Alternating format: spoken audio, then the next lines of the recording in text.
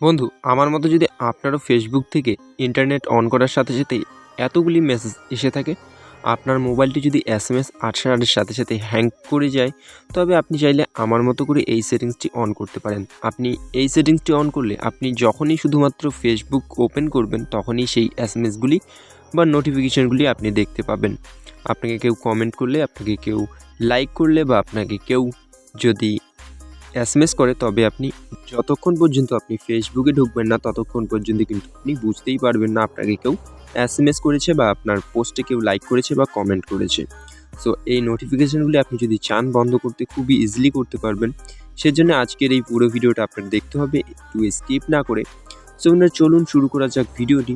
সেজন্য আপনি চলে আসবেন সবার প্রথমেই ফেসবুক থেকে ব্যাক করে চলে আসুন। এখন আপনি আপনি ফেসবুকের উপরে একবার লং প্রেস করে ধরবেন। লং প্রেস করে দেওয়ার পরে নিচে আপনি দেখতে পাবেন আই বাটন, অথবা আপনি উপরেই আই বাটনটি দেখতে পাবেন, সেখানটাতে একবার ক্লিক করে দিন। আই বাটনের উপরে যখনই ক্লিক করবেন আপনার সামনে অনেকগুলি ইন্টারফেস চলে আসবে। সবার উপরের অপশানটি যেটি রয়েছে নোটিফিকেশন, সেখানটাতে আপনি একবার ক্লিক করে দিন। সেখানটাতে ক্লিক করে দেওয়ার সাথে সাথে আপনার সামনে প্রত্যেকটি কিন্তু এখানটাতে নোটিফিকেশন চলে আসবে।